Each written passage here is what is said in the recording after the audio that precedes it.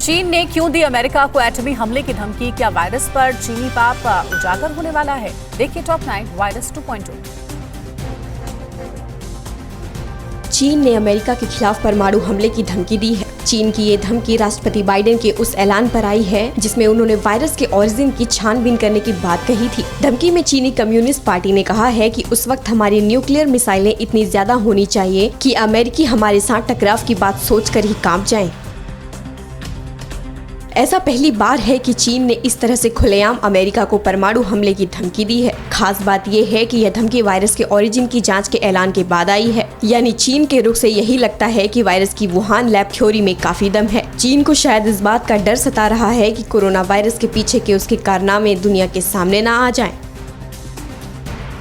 Doctor Baba Ramdev के खिलाफ are पार की लड़ाई में मूड में दिख रहे हैं। Federation of resident doctors association ने एलोपैथी को लेकर बाबा रामदेव के बयान के खिलाफ 1 जून को देश भर में प्रदर्शन का फैसला किया है। इस बीच आईएमए उत्तराखंड ने कहा है कि रामदेव पतंजलि योग पीठ के आयुर्वेदाचार्यों की एक टीम बनाए जो कि आईएमए के डॉक्टरों के साथ आमने सामने बहस करे। दरअसल बाबा रामदेव ने आईएमए को खुली बहस की चुनौती दी थी।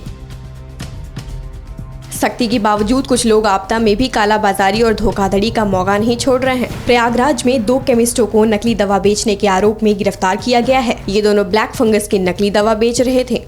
कुर्सी रोड मार्ग पे एक मेडिकल स्टोर की दुकान है जहां से ये लोग ये इंजेक्शन लेकर के और उसको ज़्यादा दामों पे बेचते थे और उसको वहीं से डायरेक्ट सप्लाई जहां ज़रूरत होती थी वहां से करवा दिया करते थे।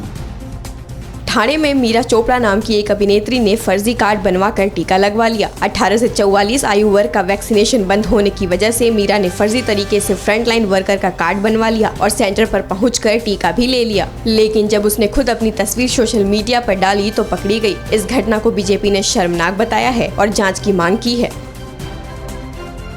हैदराबाद के पुराने शहर में लॉकडाउन के बावजूद लोगों ने सड़कों पर हंगामा किया। दरअसल ये लोग 2 युवकों की पिटाई को लेकर नाराज हैं। बताया जा रहा है कि भवानी नगर पुलिस स्टेशन इलाके में लॉकडाउन के दौरान रात को 2 युवक बाइक पर जा रहे थे। पुलिस ने उन्हें रोकने की कोशिश की तो वे भागने लगे। तभी पुलिस कांस्टेबल ने अपना डंडा फेंका जो बाइक के पीछे बैठे युवक के आंख के ऊपर लग गई। इसी घटना के बाद बड़ी संख्या में लोग सड़कों पर उतर आए और पुलिस स्टेशन के बाहर हंगामा करते रहे।